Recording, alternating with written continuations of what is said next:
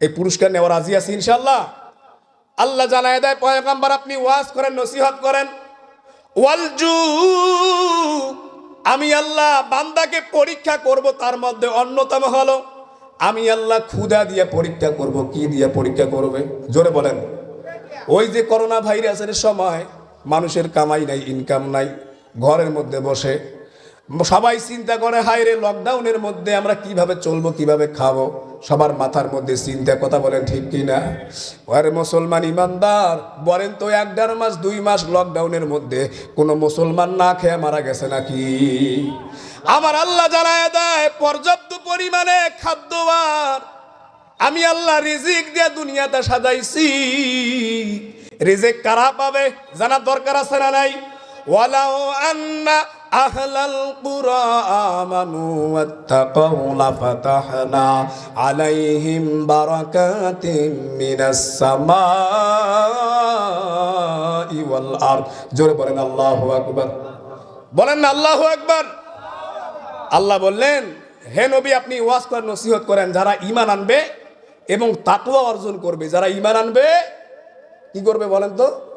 তাকওয়া মানে আল্লাহর ভয় অন্তরের মধ্যে রাখবে।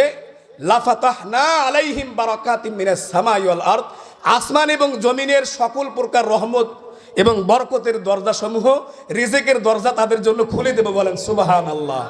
তা যে আল্লাহ আপনার আমার জন্য ঈমান আনলে, আল্লাহর উপর ভয় করলে রিজিকের ফয়সালা করবে, তাহলে ওই আল্লাহর দেয়া জীবন আল্লাহর রাস্তায় জিহাদের ময়দানে আমরা বিলিয়ে দিতে কারা কারা রাজি আছে? দুহাত তুলে আমার আল্লাহকে দেখায়া দেন। নারায়ে তাকবীর। আমার আল্লাহ পবিত্র কোরআনে বলেন, ইন্নাল্লাহা আশতারা মিনাল মুমিনিনা আনফুসাহুম ওয়া আমওয়ালাহুম বিআন্না লাহুমুল জান্নাত। নবী গো আপনি জানায় দেন। আসসালামু আলাইকুম প্রিয় শ্রোতা মণ্ডলী, এখন আপনাদের সামনে কুরআন হাদিস থেকে মূল্যবান আলোচনা পেশ করবেন উদীয়মান তরুণ ইসলামী আলোচক হাফেজ কারি মাওলানা মোহাম্মদ আনোয়ারুল ইসলাম বিপ্লবী। হাফেজ কারি মাওলানা মোহাম্মদ আনোয়ারুল ইসলাম বিপ্লবী, খতিব চাঁদখানা চড়কবন্দ, পুরাতন মদিনা কেন্দ্রীয় জামে মসজিদ, পরিচালক জামিয়া তালিমুস-সুন্নাহ মহিলা মাদ্রাসা, সৈয়দপুর নীলফামারী। হুজুরের মোবাইল নাম্বার 01721814883। যারা ঈমান আনবে কার উপরে? জোরে বলেন কার উপর? আল্লাযীনা ইউমিনুনা বিল গায়ব। আমরা অদৃশ্য শক্তির উপর ঈমান আনতে হবে। 2 নাম্বার কি করতে হবে? ইউকিমুনাস সালাত, নামাজ প্রতিষ্ঠা করতে হবে। কি করতে হবে বলেন? নামাজ পড়া এক জিনিস, আর কায়েম করা।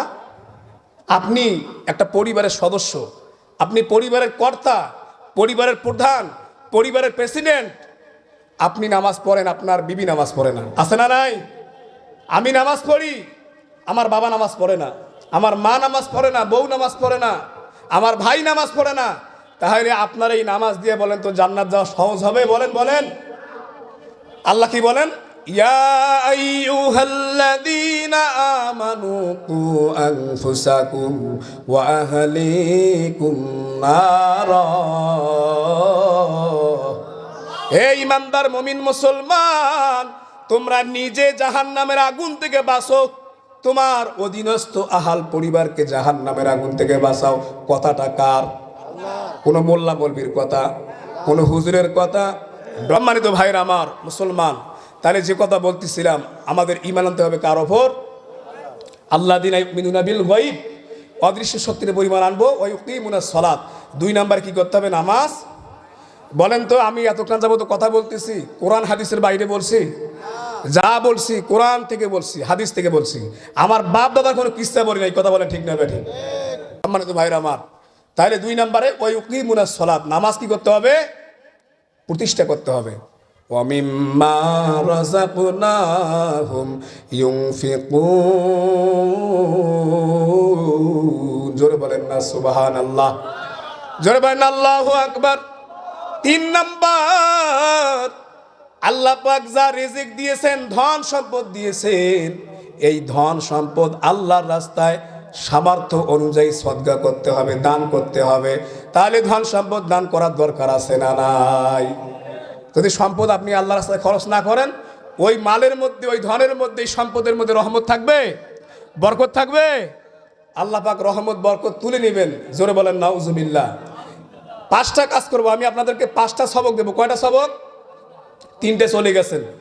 4 নাম্বার, ওয়াল্লাযীনা ইউমিনুনা বিমা উনজিলা ইলাইকা ওয়া মা উনজিলা মিন ক্বাবলিক। জোরে বলেন না মারহাবা। কোরআন থেকে কথা বলতেছি, কথাগুলো শুনেন। আমি এখানে আমার কর্তৃপক্ষকে অনুরোধ করব, আমি আমার আলোচনা শেষ না করা পর্যন্ত কোনো প্রকার এখানে ডিস্টার্ব করা যাবে না ইনশাআল্লাহ। কোরআন থেকে বলতেছি। 4 নম্বরে, ওয়াল্লাযীনা ইউমিনুনা বিমা উনজিলা ইলাইকা ওয়া মা উনজিলা মিন ক্বাবলিক। হে দুনিয়ার মানুষ, আদম সফিউল্লাহ থেকে মুহাম্মদুর রাসূলুল্লাহ পর্যন্ত এই পৃথিবীতে বলা হয় 1,24,000 নবী এবং রাসূল এসেছিল। কথা বলেন ঠিক কি না? এই নবীদের উপরে কিতাব নাযিল হয়েছে কয়টা বলেন তো? 104খানা। তার মধ্যে প্রধান 4খানা, 100খানা সহিফা। কথা বলেন ঠিক কি না? 1 নম্বরে কি করতে হবে? আল্লাহ, আমার হুজুর এসে গেছেন, বেয়াদবি হয়ে যাবে। তাহলে আমার পয়েন্ট 5টার কথা, তার মধ্যে 3টে বললাম। 4 নম্বরে সমস্ত কিতাবের উপরে কি করতে হবে? ঈমান আনতে হবে। তার মধ্যে অন্যতম কিতাব হলো পবিত্র কোরআন মাজিদ। কথা বলেন ঠিক কি না? এই কোরআন নিয়ে যে কোনো জালেম বেঈমান আল্লাহর কোরআন নিয়ে, বয়াতি আবুল সরকার, বয়াতি ছিলেন বাউল, এই বাউল ফাউল। আমরা কিন্তু অনেক এলাকার মানুষ, গ্রামের মানুষ, একদিন নবী মুস্তফায় রাস্তা দিয়ে হাইটে যায়, এই এগুলো পাড়া গান শুনি নাই, জারি গান শুনি নাই। আজ থেকে তওবা করবেন। পাইকার পাড়া, সরকার পাড়া, খাতামধুপুর, আমার এলাকার মানুষ, আমার হক বেশি আপনাদেরকে নসিহত করার। কথা বলেন ঠিক কিনা? আগে গেরাম, তারপরে টাড়ি। আপনাদের দোয়ায় বিভিন্ন জায়গায় আমি বয়ান করি, ধীরে ধীরে কথা বলি, যেহেতু সময় আমাকে কম দেওয়া হয়েছে, তাড়াহুড়ে কথাগুলো বলতেছি, ক্ষমা সুন্দর দৃষ্টিতে তাকাবেন। তো এই বয়াতি বলছে কুল আউযু বিরাব্বিন নাস। আল্লাহ কোরআনে বলছে কি? তোমরা নাসো, মালিকিন নাস, ইলাহিন নাস, মিন শারিল ওয়াসওয়াসিল খান্নাস। ওই বলেন তো ঈমান আছে না কাফের হয়ে গেছে? ডক্টর মোহাম্মদ ইউনূসকে আমি অনুরোধ করতেছি পাইকার পাড়ার মাহফিল থেকে, যেহেতু আলোচনাটা এখানে মিডিয়ার ভাইরা আসছে, মিডিয়া ফর ইসলাম এখানে আসছে এবং আমার পেজ থেকে লাইভ হইতেছে, আমি ডক্টর মোহাম্মদ ইউনূসকে 24 ঘন্টার আলটিমেটাম দিতেছি। এই বয়াতি বাউল ফাউল আবুল সরকারকে আল্লাহর কোরআনের বিরুদ্ধে কথা বলছে বা নবীর বিরুদ্ধে কথা বলছে, এই নাস্তিককে যদি আগামী 24 ঘন্টার মধ্যে তাকে ফাঁসির মঞ্চে ঝুলানো না হয়, এই বাঙালি বীর তাওহীদি জনতা ওলামা ইকরামের নেতৃত্বে তীব্র আন্দোলন জারি করবে। কথা বলে ঠিক কিনা? আপনারা রাজি আছেন ইনশাআল্লাহ? এই বাংলার দেশে শাহজালাল ইয়ামিনীর দেশ, এই দেশ সৈয়দ ফজলুল করিম রহমাতুল্লাহর দেশ, এই দেশ হলো আল্লামা শাহ আহমদ শফির দেশ, এই দেশ মুফতি ফজলুল হক আমিনীর দেশ, কোরআনের পাখি আল্লামা দেলোয়ার হোসেন সাইদির দেশ। এই দেশে কোন নাস্তিক বেঈমান গলা উঁচু করে কথা বলবে আর মুসলমানরা দেখবে তাকায়া, এটা হতে পারে না, হতে পারে না। কথা বলেন ঠিক কিনা? এই জন্য সরকারের কাছে আমি উদাত্ত আহ্বান জানাবো, এই কুলাঙ্গারকে দৃষ্টান্তমূলক শাস্তি, ফাঁসি কার্যকর করতে হবে। কথা বলে ঠিক না বেটি? আল্লাহ আমাদের সকলকে যে কথাগুলো বললাম, 5 নাম্বার বলাই সাবিল আখিরাতিহুম ইউকিনুন, আখিরাতের উপর কি করতে হবে? ঈমান আনতে হবে। তাহলে 1 নম্বরে গায়েবের উপর ঈমান। ফেরেশতা দেখি নাই, আল্লাহ দেখি নাই, নবী দেখি নাই, কিতাব আল্লাহ পাকের মুজিজা আমরা দেখি নাই, সেই অদৃশ্য শক্তির উপর, গায়েবের উপর ঈমান আনবো। 2 নম্বরে আমরা নামাজ কায়েম করব। 3 নম্বরে আল্লাহ যা ধন সম্পদ দিয়েছে এখান থেকে আল্লাহ রাস্তায় সামর্থ্য অনুযায়ী আমরা দান করব। রাজি আছি ইনশাআল্লাহ? 4 নম্বরে আল্লাহ পাকের সমস্ত আসমানি কিতাবের উপর আমরা কি করবো? ঈমান আনবো। 5 নাম্বার আখিরাতের উপর আমরা ঈমান আনবো। আল্লাহ পাক সবাইকে কবুল করুক, সকলে বলি আমিন। এবং আমার জন্য খাস করে দোয়া করবেন। আমি আপনাদের দোয়ায়, আমার সামনে বেশ কয়েকটা প্রোগ্রাম আছে, আল্লাহ যেন এই ময়দানে আমাকে কবুল করেন। আল্লাহুম্মা আমিন। ওয়া আখিরু দাওয়ানা আলহামদুলিল্লাহি রাব্বিল আলামিন। আসসালামু আলাইকুম ওয়া রাহমাতুল্লাহি ওয়া বারাকাতুহু।